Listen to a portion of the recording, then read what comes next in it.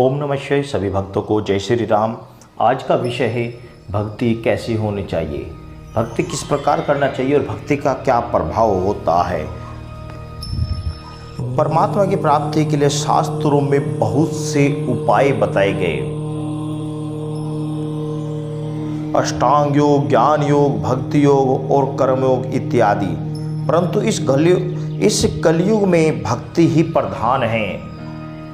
तुलसीदास जी कहते हैं कि कलयुग समयुग आन नहीं, जो नर करे विश्वास, गाई राम गुण गण विमल, भवतर बिन ही प्रयास। कलयुग के समान कोई युग नहीं है। आत्मा के उद्धार के लिए कलयुग बड़ा उत्तम है। 10,000 वर्षों तक ध्यान करने से सतयुग में भगवान की प्राप्ति होती है। वे भगवान अब कलयुग में कीर्तन करने से प्राप्त हो जाते हैं। तब वेद व्यास जी कलयुग की बड़ी प्रशंसा करा करते हैं, उनकी बड़ी उन्होंने प्रशंसा की है। भगवान राम, भगवान शिव, भगवान श्री हनुमान, भगवान राम के गुण निर्मल और शुद्ध हैं। उनके गाने से बिना परिश्रम मनुष्य संसार सागर से पार हो जाता है। भक्ति से सब दुर्गुण दुराचार अवगुण दुखों का नाश हो जाता है।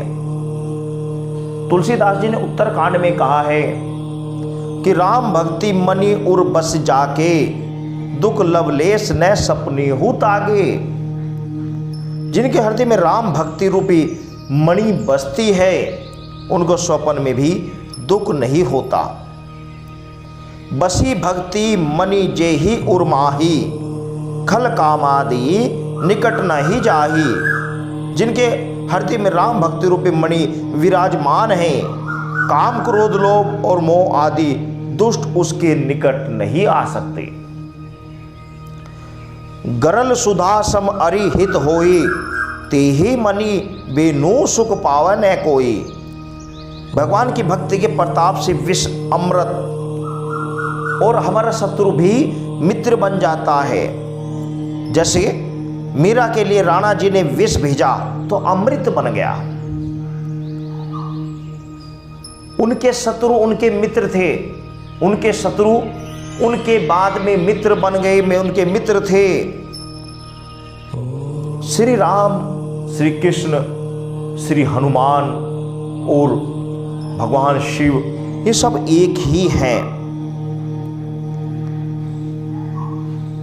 सच्चिदानंद परमात्मा ही इस पृथ्वी रूपी इस दुनिया में अनेकों रूप धारण कर आते हैं। श्री राम और कृष्ण एक ही हैं। सच्चिदानंद परमात्मा ही त्रेता युग में राम और द्वापर युग में कृष्ण बनकर आए थे। हम कृष्ण की कथा सुनते हैं, पढ़ते हैं, पर गुनते नहीं, उसे हम मंथन नहीं कर पाते, उसे अपने आचार में नहीं लाते। प्रवेश करके मन करना चाहिए पर करते नहीं, उसे समझने का प्रयत्न करना चाहिए किंतु करते नहीं। तत्व रहस्य समझना चाहिए पर समझते नहीं। भगवान की प्रत्येक लीला में उनके गुण प्रभाव तत्व रहस्य देख देख कर मुग्ध होना चाहिए।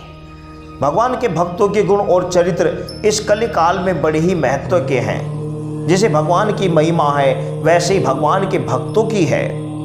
किसी ने कहा है कि भगवान के मंदिर में जाएं तो उनके भक्तों की महिमा गानी चाहिए, भक्तों के पास जाएं तो भगवान की महिमा गानी चाहिए। भगवान श्री कृष्ण हर एक लीला में गुण प्रभाव की तरह दृष्टि डालनी चाहिए, तत्व रहस्य समझना चाहिए।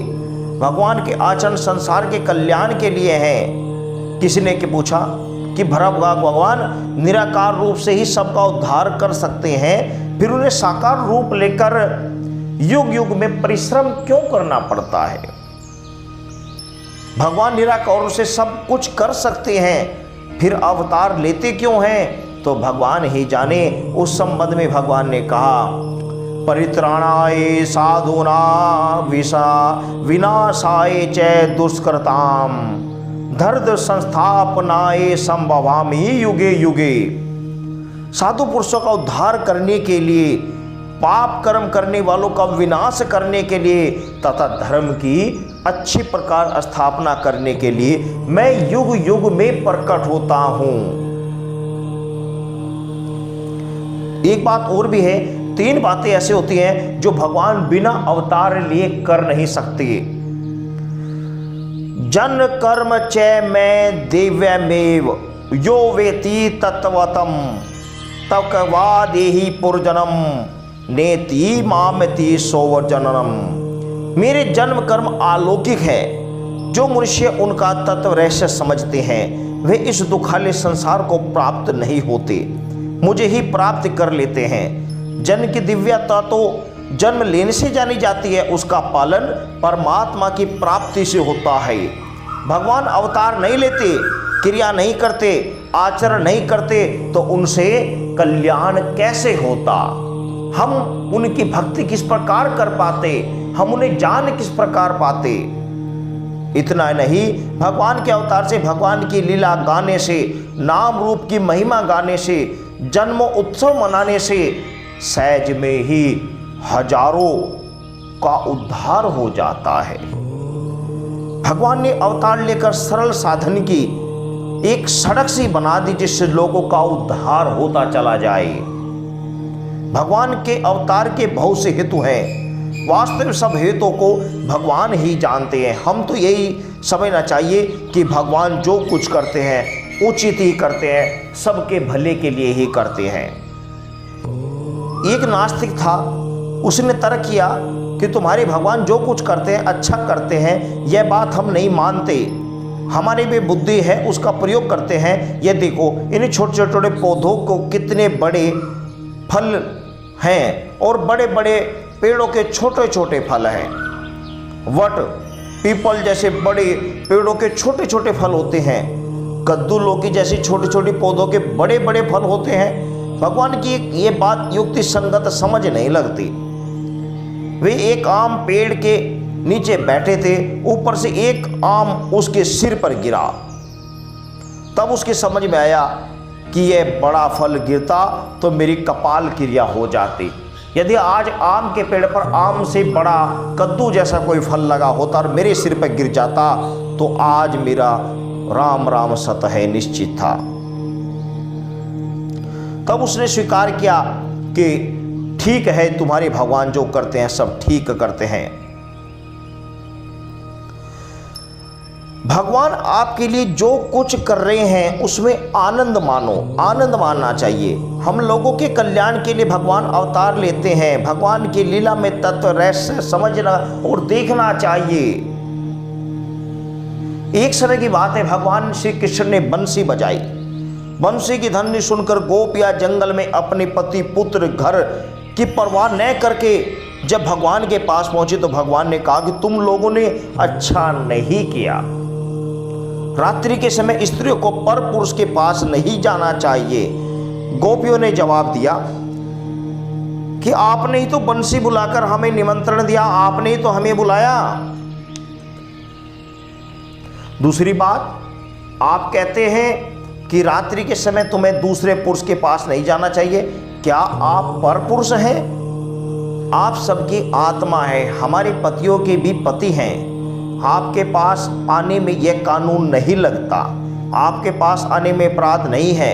ये सुनकर भगवान हंसे और समझ गई कि ये मेरे तत्व रहस्य को जानने वाली हैं, भोली भाली नहीं हैं। बाद में सबने मिलकर नाच गाना आरंभ किया जिसे हम रास कहते हैं। उस समय प्रेम की मानो बाढ़ सी आ गई। गोपियों को अभिमान हो गया कि हमारे सामने कोई भी धनवान धन्य नहीं है, कोई भी ऐश्वर्यवान धन्य नहीं है जैसे धन्य हम हैं। ये जानकर भगवान रास करते करते अंतर ध्यान हो गए। जब गोपियों को मालूम हुआ कि भगवान एक सखी दोनों गायब हैं तब वे खोज करने लगे। भगवान के चरण चिन्हों से पता लगा उन्होंने खोज करनी प्रारंभ की। खोजते खोजते वह सखी मिल गई। उससे पूछा कि तू यहाँ कैसे आई? उसने सब बात बताई। बाद में सबने मिलकर बड़े प्रेम से भगवान की लीला करना प्रारंभ किया, उनकी भक्ति प्रारंभ की। अंत में जब वे भगवान के वीर्य में व्याकुल हो गई तो भगवान प्रकट हो गए। यह सब लीला है, इसमें क्या तत्व रहस्य है ये तो भगवान ही जाने।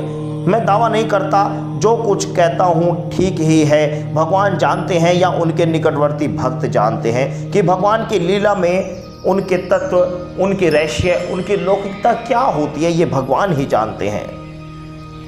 प्रेम और दया का गुण है, नीति और धर्म क्या है। भगवान ने आदेश दिया कि रात्रि समय में स्त्रियों को अपने पतियों को छोड़कर परपुरुष के पास नहीं जाना चाहिए।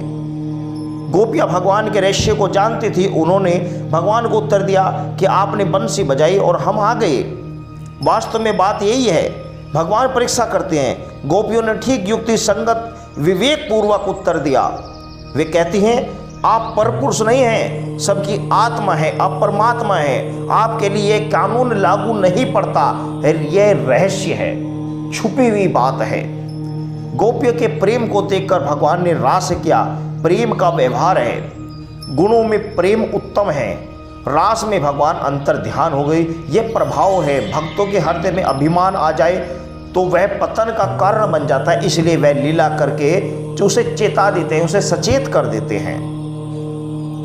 जिस गोपी को साथ में लेकर भगवान चले थे, वह आगे जाकर कहने लगी कि मैं थक गई हूँ, आप मुझे कंधे पर उठा लें। यह उसे अभिमान आ गया। वह अपने को धन्य समझने लगी कि सब गोपियों को छोड़कर मुझे साथ लेकर आ गए। भगवान ने कहा कि मेरे कंधे पर बैठो। वह बैठने लगी तो प्रभु अंतर ध्यान हो गए। भगवान ने चेतावनी दी। भगवान का प्रकट होना, अंतर ध्यान होना, यह प्रभाव है। भक्तों को शिक्षा देना यह नीति है। भक्तों के साथ खेल खेलना यह दया प्रेम का व्यवहार है। इस प्रकार भगवान की हर एक क्रिया में नीति, धर्म, तत्व और रहस्य देखना चाहिए। कभी भगवान कठोर लीला करते हैं, उसमें क्या रहस्य है। भगवान कभी भक्तों के साथ भी कठोर व्यवहार करते हैं। भरत शत्रुघ्न को 14 वर्ष के लिए छोड़कर वनवास में चले गए।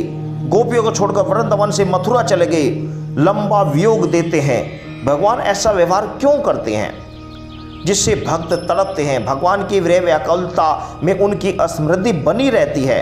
अनोखा आनंद मिलता है। प्रेम की वृद्धि होती है। मिलने की उत्कृष्ट इच्छा उत्पन्न होती है। उस समय भगवान मिलते हैं तो बड़ा आनंद आता है। प्रेम की उत्तरोत्तर वृद्धि होती है। गोपियों की अथवा भरत की कोई उसमें हानि थोड़ी हुई है। दूसरी बात, भगवान के वियोग में भरत ने देखा कि एक बात तो है, सदा के लिए भगवान के साथ ही रहे। संयोग में क्या लाभ है, यह वियोग से मालूम पड़ता है। आज तक हम साथ रहे, हमें कभी इस बात का कभी ध्यान नहीं हुआ कि ईश्वर के साथ रहने का क्या फल होता है। जीवन काल में जिनको लोग उच्च दृष्टि से नहीं देखते, उनको मरने पर उच्च दृष्टि से देखने लगते हैं। आज भी ऐसा देखने में सुलभ ही पार्य देखने को प्राप्त हो जाता है। गोस्वामी जी रामायण का उनके जीवन में उतना आदर नहीं था जितने उनके रहने पर है। तुलसीदास जी उच्च कोटि के महापुरुष हुए, उनके जीवन काल में उतने लोगों का उद्धार नहीं हुआ जितना मरने के बाद उनकी रामायण से हो रहा है। तो ये सत्संग की मार्मिक बातें हैं, ईश्वर की मार्मिक बातें हैं। इनको ध्यान से समझना चाहिए और ईश्वर की ओर बढ़ चलना चाहिए। एक बार श्री हनुमान जी को अभिमान आ गया कि मेरे समान भगवान का कोई भक्त नहीं, इसलिए उन्हें भरत जी की दशा दिखाने को भेज दिया। राम राम रघुपति जपत सर्वत नयन जल जात। भरत ने कहा कि हे हनुमान, मैं क्या देखकर तुम्हारे ऋण को मुक्त हूँ? हनुमान जी ने कहा कि मैं भरत जैसा प्रशंसा सुनता था, वैसे आज प्रत्यक्ष मैंने देख भी ली। हनुमान लक्ष्मण भगवान के साथ रहे, उनकी उतनी छाप नहीं पड़ी जितनी भरत की पड़ी। इसलिए समझना चाहिए कि भगवान भले के लिए ही वियोग देते हैं। भगवान हमें रोगी बनाकर तड़पाते हैं, इसमें भी हमारा उद्धार ही है, हमारा हित ही है। भगवान के विषय में युक्ति की खोज नहीं करनी चाहिए, उन पर तो श्रद्धा रखनी चाहिए। तभी ईश्वर को पाना सुलभ है और ईश्वर को प्राप्त कर लेना सहज हो जाता है। सभी भक्तों को जय श्री राम।